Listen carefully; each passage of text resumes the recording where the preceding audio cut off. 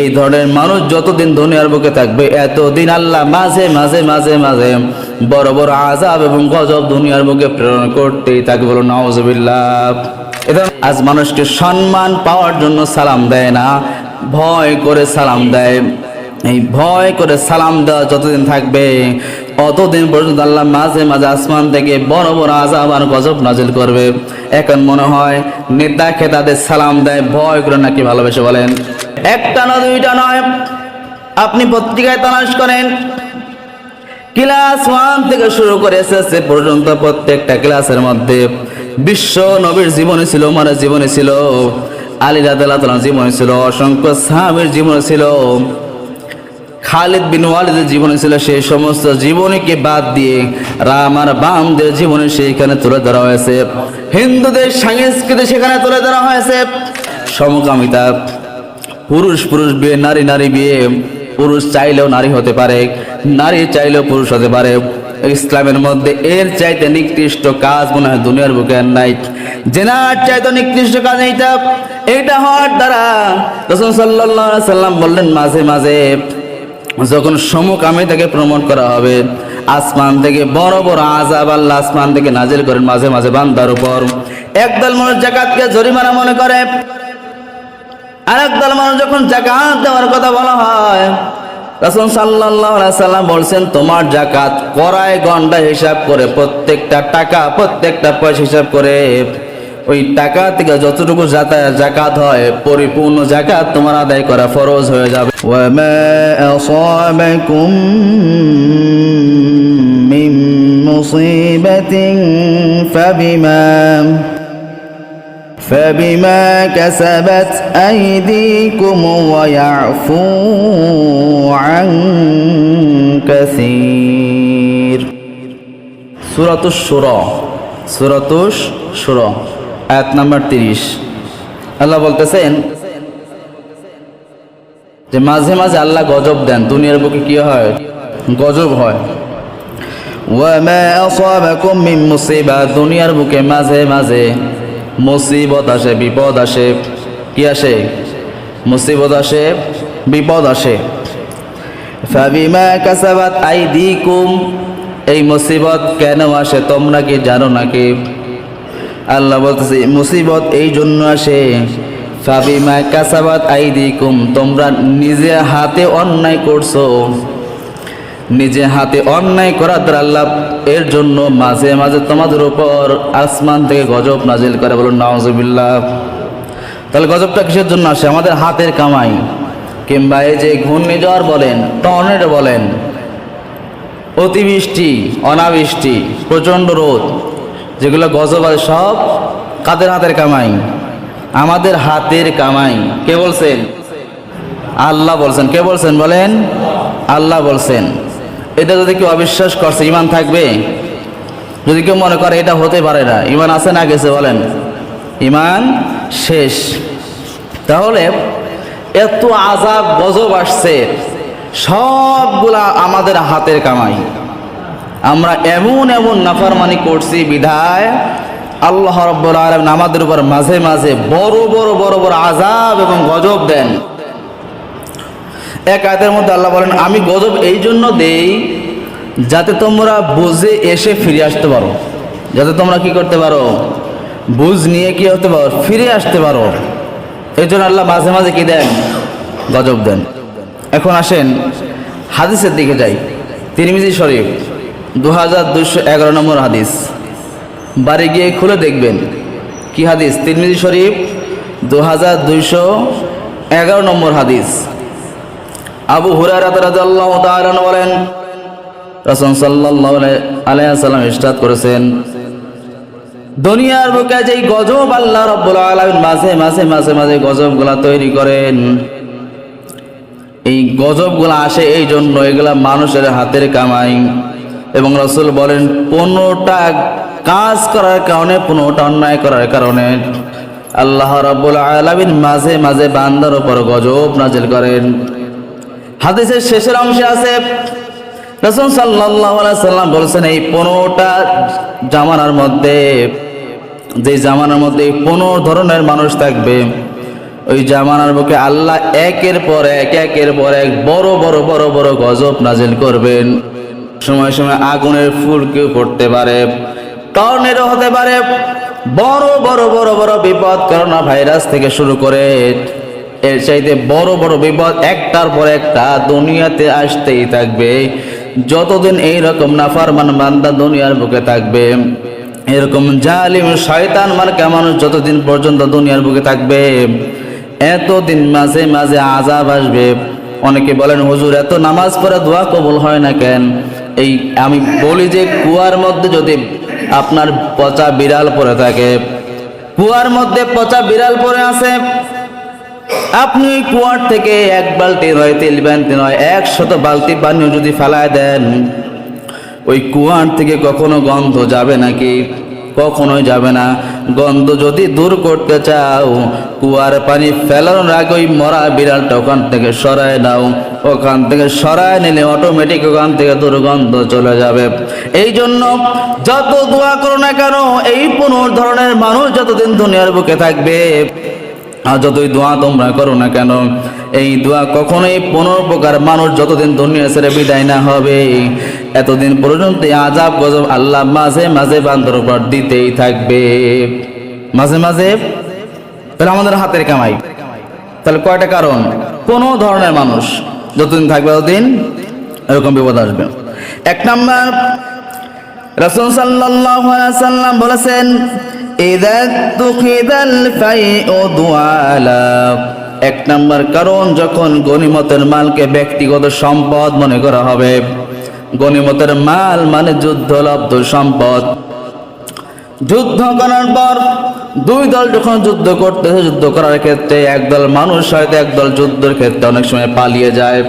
2 দল যুদ্ধ করতেছে, অনেক সময় কি হয়, একদল যুদ্ধ করতে করতে পরাজয় বরণ করে কি হয়, পালিয়ে যায়। যখন পালিয়ে যায় তখন কি হয়, ওই পালিয়ে যাওয়ার সময় ওরা অসংখ্য অস্ত্র শস্ত্র বিভিন্ন জিনিস ওখান থেকে রেখে যায়। এই জিনিসগুলা হচ্ছে গনিমতের মাল। এই জিনিসগুলা দুনিয়ার কোনো মানুষের ব্যবহার করার অধিকার নাই, একমাত্র ওই গনিমতের মাল গনিমতের স্থানে রাখা লাগবে। ওই মাল বাইতুল মালে জমা হবে। এই মালগুলা দুনিয়ার কোনো মানুষ ব্যবহার করতে পারবে না। রাসূল বলেন 1 নাম্বার, যখন গনিমতের মালকে নিজের মাল মনে করা হবে, এই গনিমতের মাল যারা আছে, আপনার রাস্তার মধ্যে হতে 10টা টাকা পরে পেলেন, 10টা টাকা দেখেন পড়ে আছে, এই টাকা কি আমার নাকি আপনার? বলেন, কারো টাকা।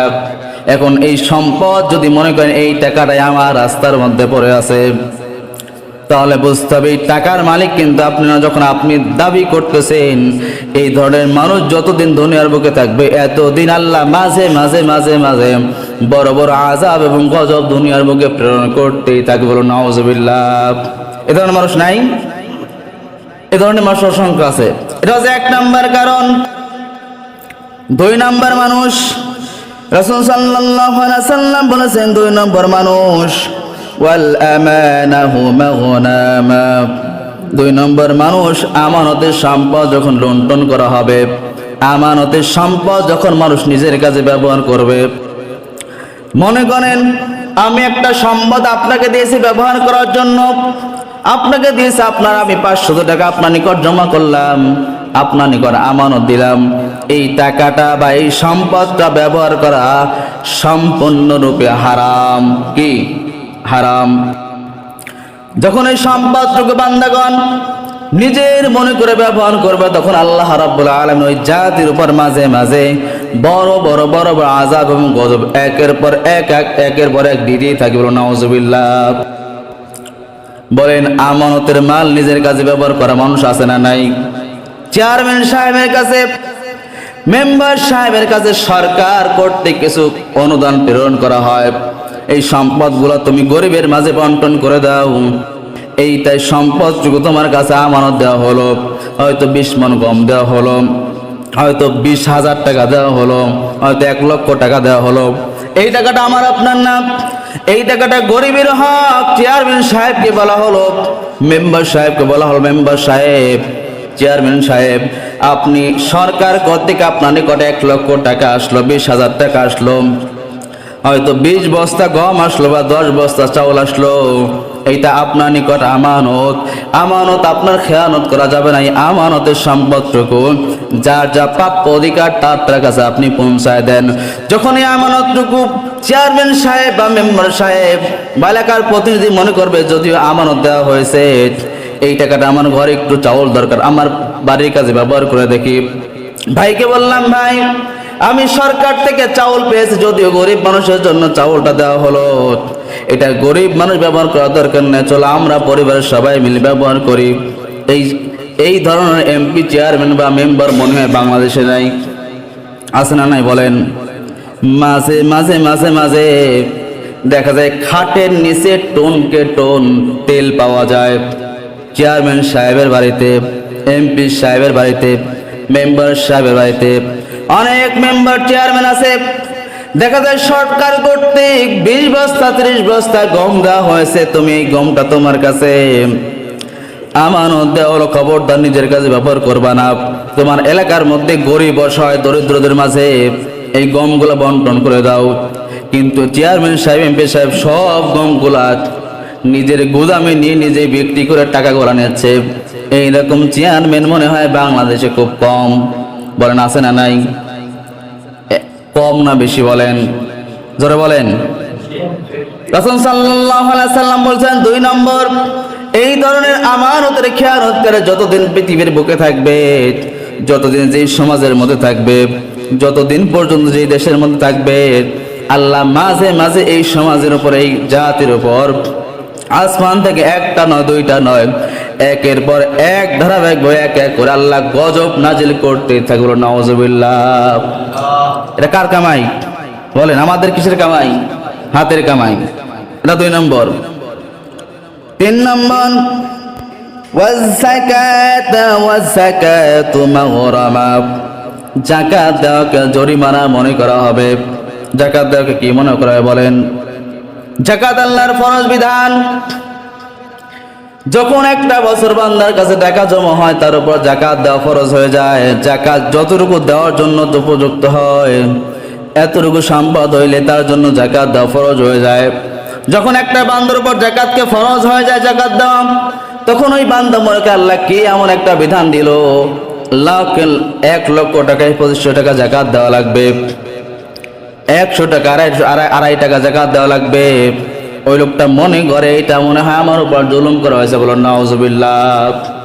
বাংলাদেশের মানুষ যদি প্রত্যেকটা গ্রামের মধ্যে, প্রত্যেকটা ইউনিয়নের মধ্যে, প্রত্যেকটা জেলার মধ্যে যাদের উপর যাকাত ফরজ হয় সবাই যদি যাকাত পরিপূর্ণ আদায় করত, কখনোই সমাজের মধ্যে, গ্রামের মধ্যে, ইউনিয়নের মধ্যে, জেলার মধ্যে একটা 5 বছর যদি সঠিকভাবে যাকাত প্রদান করা হয়, 5 বছর পর কখনো গ্রামের মধ্যে একটা গরিব মানুষ খুঁজে পাওয়া যাবে না যাকাত যদি সঠিকভাবে আদায় করে।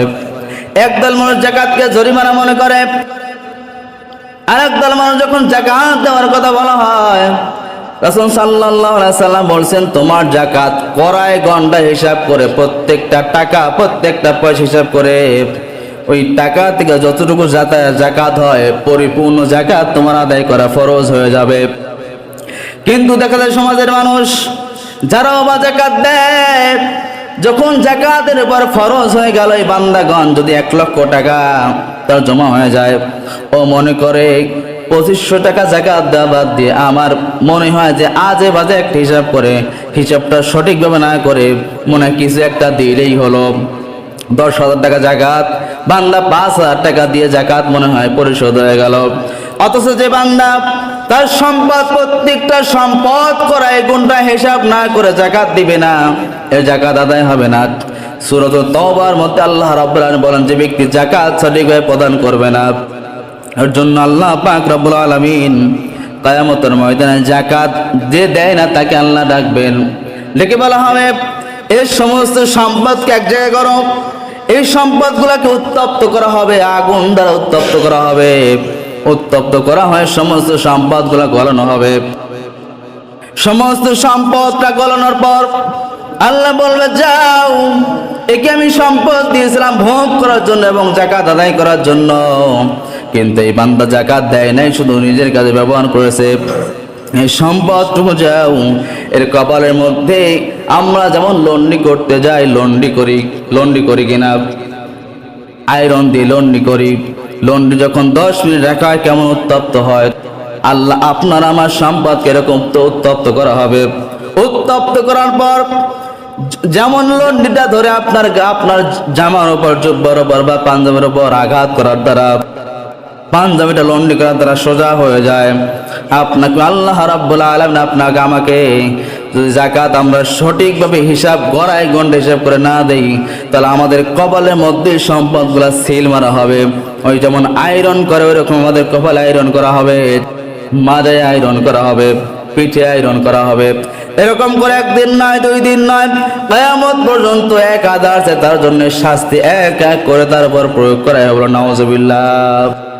যে ব্যক্তি যাকাত গড়ায় গন্ডা হিসাব দেয় না, মানে মন স্বাধীন, এই হিসাব করে দিতে 5000 টাকা জাকাত, আপনার জাকাত কোশ্চিন কালে হয় নাই, কোশ্চিন কালেও হয় না। জাকাত গড়ায় গন্ডা হিসাব করে 101 টাকা হইলে 101 টাকা আপনাকে জাকাত দিতে হবে।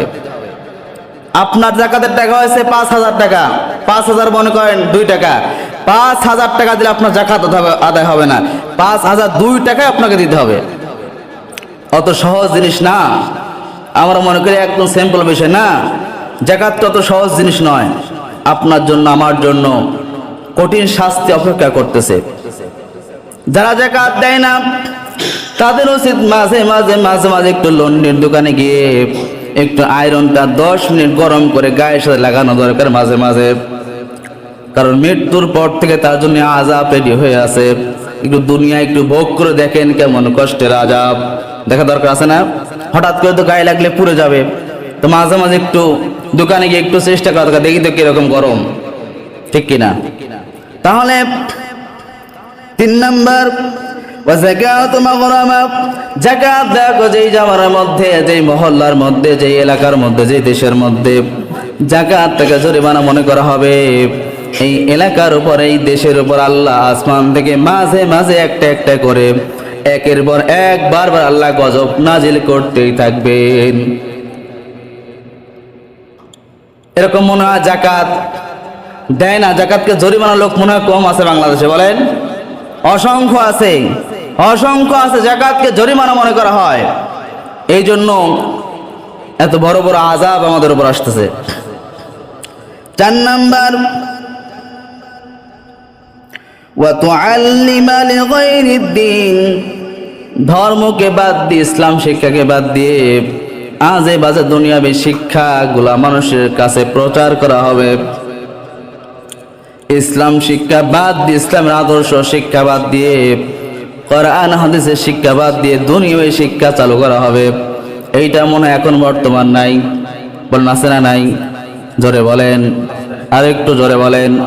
একটা না, 2টা নয়, আপনি পত্রিকায় তালাশ করেন, ক্লাস 1 থেকে শুরু করে এসএসসি পর্যন্ত প্রত্যেকটা ক্লাসের মধ্যে বিশ্ব নবীর জীবনী ছিল, ওমরের জীবনী ছিল, আলী রাদিয়াল্লাহু তাআলার জীবনী ছিল, অসংখ্য সাহাবীর জীবনী ছিল, খালিদ বিন ওয়ালিদের জীবনী ছিল। সেই সমস্ত জীবনীকে বাদ দিয়ে রাম আর বামদের জীবনী সেইখানে তুলে ধরা হয়েছে, হিন্দুদের সংস্কৃতি সেখানে তুলে ধরা হয়েছে। শুধু তাই না, এবার গত বছরও যেমন আন্দোলন শুরু হয়েছিল ক্লাস 7-এর মধ্যে, ক্লাস 7-এর মধ্যে শরীফার নামে এক ধরনের গল্প তুলে দেওয়া হলো। সেখানে বোঝানো হলো একটা ছেলে চাইলে মেয়ের রূপ ধারণ করতে পারে, আবার একটা মেয়ে চাইলে পুরুষের রূপ ধারণ করতে পারে। আবার বোঝানো হয়েছে পুরুষকে বিয়ে করতে পারে, নারীকে বিয়ে করতে পারে। এটার প্রমোট বাংলাদেশে করা হলো, এতে আন্দোলন হলো।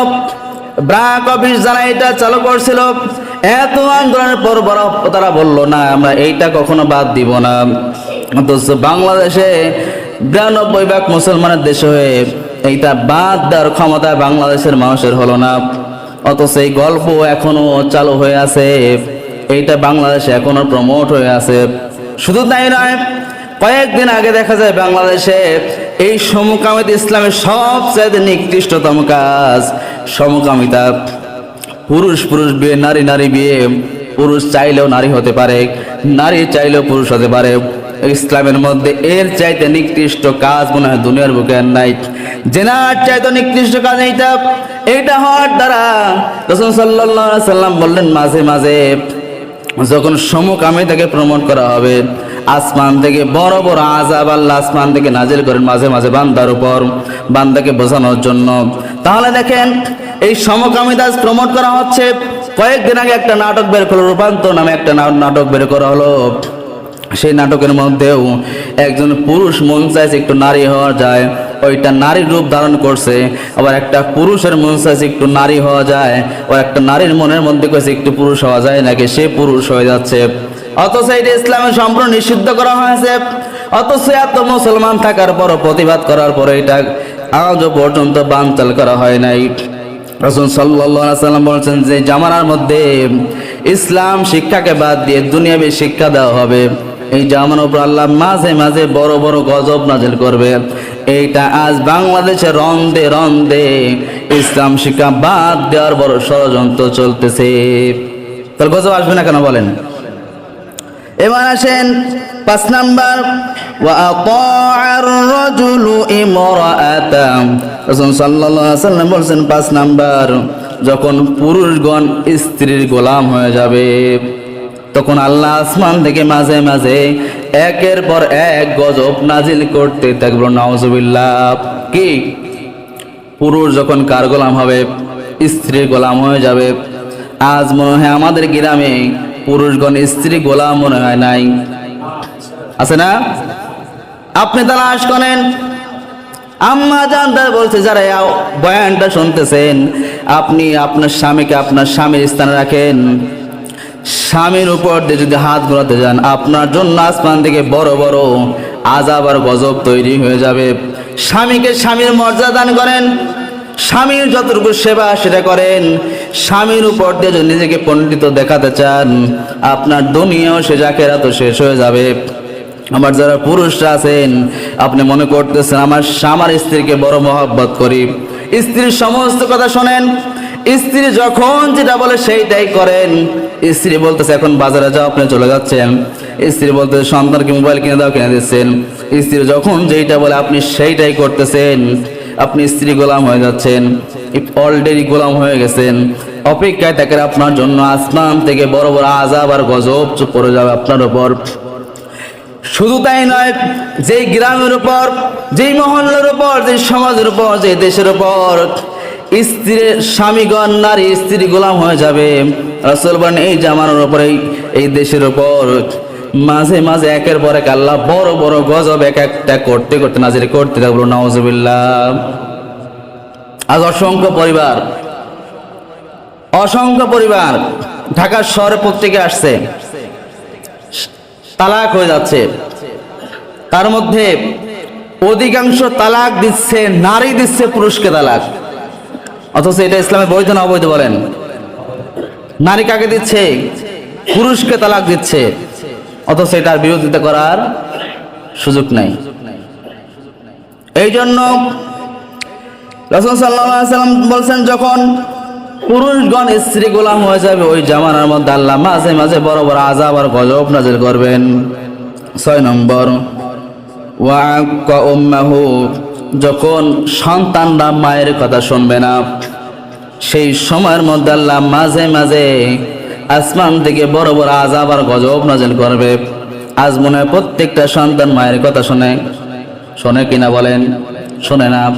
কয়জন সন্তান তালাশ করেন মায়ের কথা শুনতেছে? কয়জন সন্তান আছে বলেন?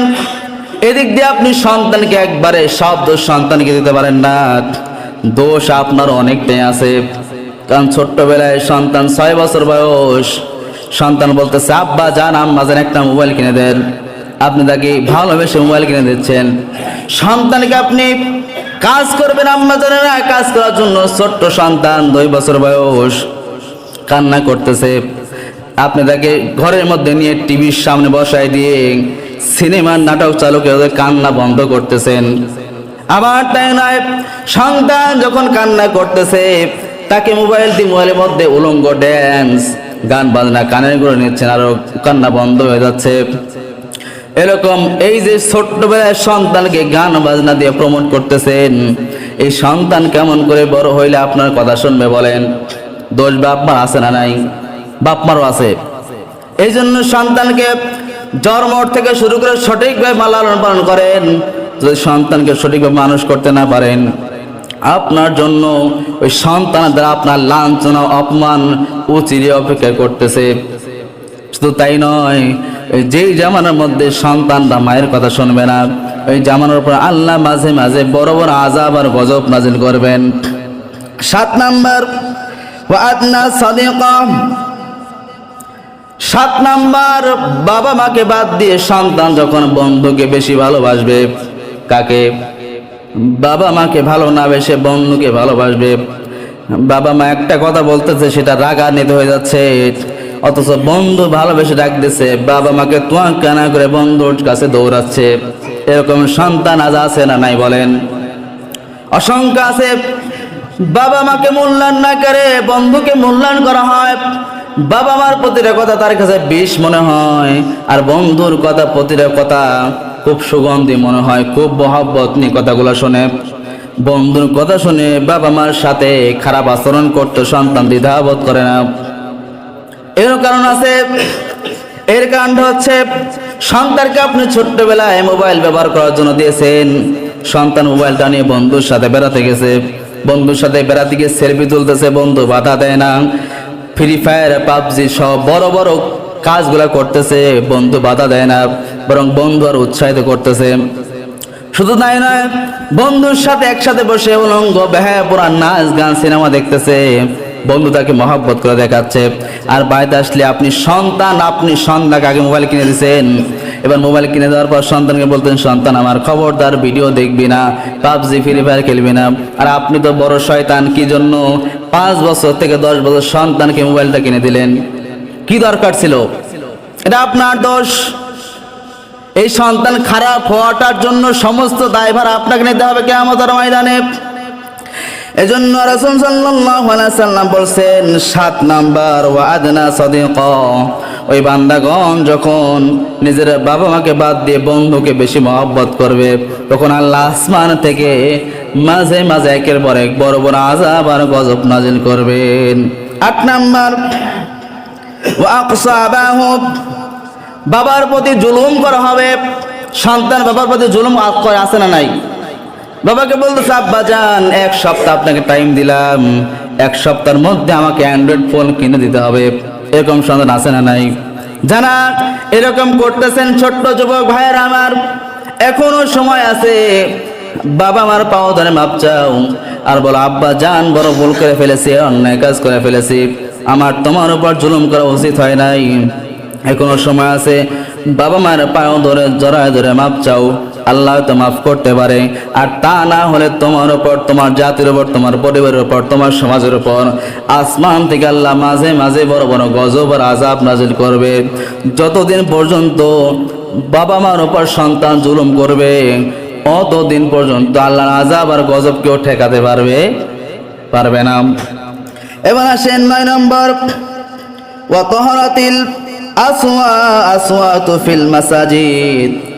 9 নম্বর, যখন মসজিদে উচ্চ আওয়াজে হট্টগোল করা হবে, যখন মসজিদে মানুষ আজে বাজে কথা বলবে, কিছু হইলে গলা চেঁচিয়ে উচ্চ আওয়াজে কথা বলবে, যখন এইটা যেই মসজিদে থাকবে, যে সমাজের মধ্যে থাকবে, ওই সমাজে আল্লাহ রাব্বুল আলামিন মাঝে মাঝে আযাব আর গজব নাজিল করবে।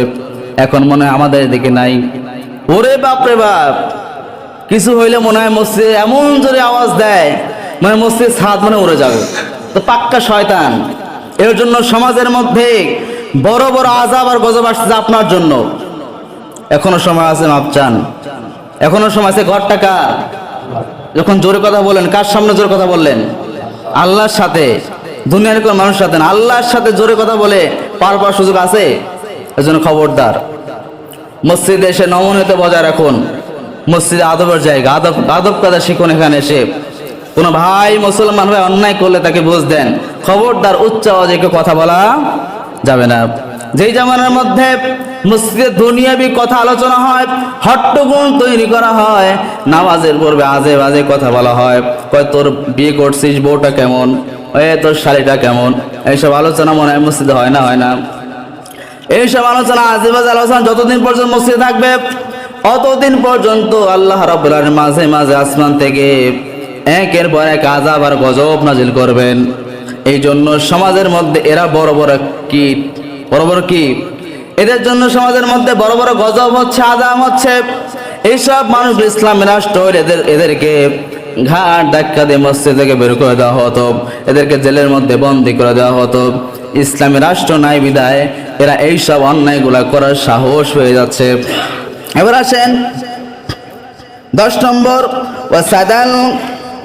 ওয়াসাদাল কবিলাতা ফাসিকুহুম, যখন নিকৃষ্ট মানুষদেরকে সমাজের মধ্যে প্রধান নেতা বানানো হবে, যার মধ্যে কোনো জ্ঞান নাই, ইসলামের জ্ঞান নাই, শয়তান মার্কা লোক, যে বেশি গালি দিতে পারে, যে বেশি মানুষকে বকা দিতে পারে, যে সমাজের মধ্যে মানুষের উপর অত্যাচার করতে পারে, যে সমাজের মধ্যে মানুষের উপর জুলুম করতে পারে, অন্যের সম্পদ আত্মসাৎ করতে পারে, রাসূল সাল্লাল্লাহু আলাইহি ওয়াসাল্লাম বলেছেন এরকম অযোগ্য লোক যখন সমাজের মধ্যে প্রধান হবে, ওই সমাজের মধ্যে আল্লাহ আসমান থেকে মাঝে মাঝে বড় বড় আযাব আর গজব নাজিল করবে। এরকম মনে হয় শয়তান নেতা বাংলাদেশে আছে না নাই বলেন? তাহলে আযাব কেমনে ঠেকে বলেন?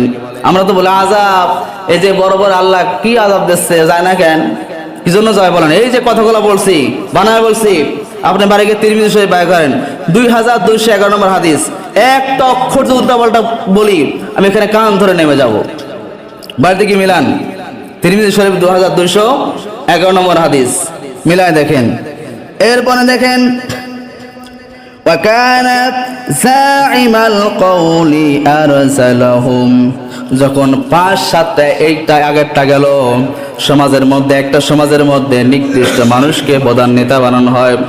এরপরে ডাকছে 5-7টা গ্রাম মিলে, 5-7টা মহল্লা মিলে সমাজের মধ্যে নিকৃষ্ট মানুষকে মেম্বার চেয়ারম্যান বানানো হয়। সমাজের প্রতিনিধি 5-7টা গ্রামের প্রতিনিধি এক নিকৃষ্ট মানুষকে বানানো হয়। ওই জামানোর উপর, সমাজের উপর, ইউনিয়নের উপর, ওই জেলার উপর আল্লাহ মাঝে মাঝে একের পর এক বড় বড় আযাব আর গজব নাজিল করবে। নাউযুবিল্লাহ। 11 নম্বর,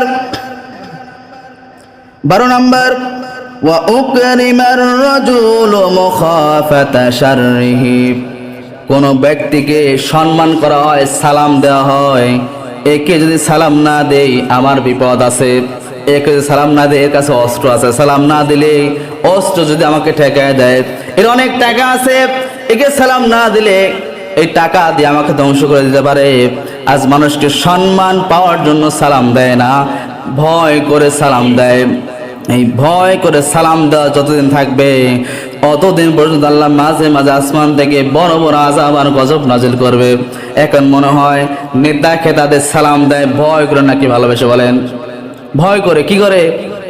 একে যদি সালাম না দিয়ে হয়তো আমার কোনো ক্ষতি হয়ে যেতে পারে, আমার পরিবারে কোনো ক্ষতি হয়ে যেতে পারে, এর থেকে টাকা হাওলাত নেওয়া দরকার। তো বড় লোক মানুষ, একে সালাম দিলে কিছু টাকা হাওলাত পাওয়া যাবে, একে সালাম দিলে হয়তো কোনো বিপদ থেকে বেঁচে যাওয়া যাবে। এই জন্য মাঝে মাঝে বড় বড় এরকম পাতি নেতাদের মাঝে মানুষ সালাম দেয়।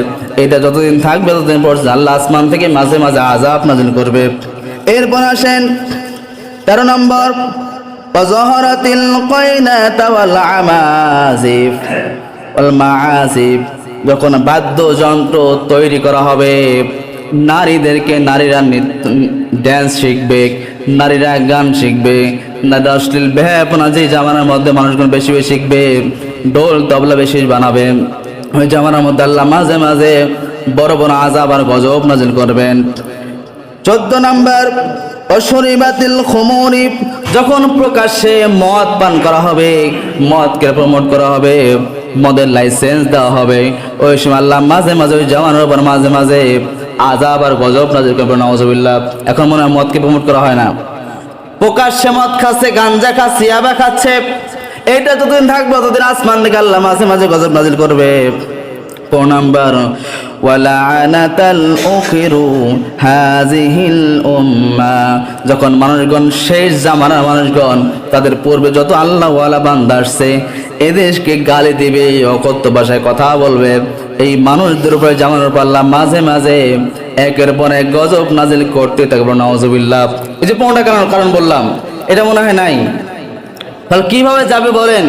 এই যে বড় বড় রোদ হচ্ছে, কিভাবে যাবে বলেন? এটা আগে সমাজ থেকে এরকম অশ্লীলতা, ব্যয়াপনা এগুলা দূর করতে হবে আগে, তবে গিয়ে সমাজ থেকে, আসমান থেকে বড় বড় গজব আর আযাব আল্লাহ বন্ধ করে দিবে। আসুন আল্লাহ যেন আমাদের সকলকে এই 15টা কারণের মধ্যে আমার মধ্যে যেন কোনো কারণ না থাকে, কি আমার মধ্যে যেন কোনো কারণ না থাকে, আল্লাহ যেন তৌফিক দান করেন, আমিন। এবং সমস্ত